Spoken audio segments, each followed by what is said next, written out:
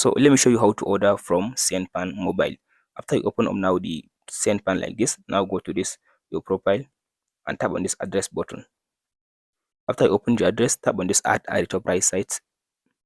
So under this add now, it will ask you to add to fill in your address. Now your name, your last name, your region, your country, your city, your address, and your zip code, phone number, and email address. After you fill all this information, tap on this save button. If you tap on this back, now your address is available. So now go back and find the product you want to buy. So I'll go back to home, and let's say I'll choose this one. So I'll choose this one. So after that, now let's say I want to buy this guy. So all you have to do now, tap on this buy button.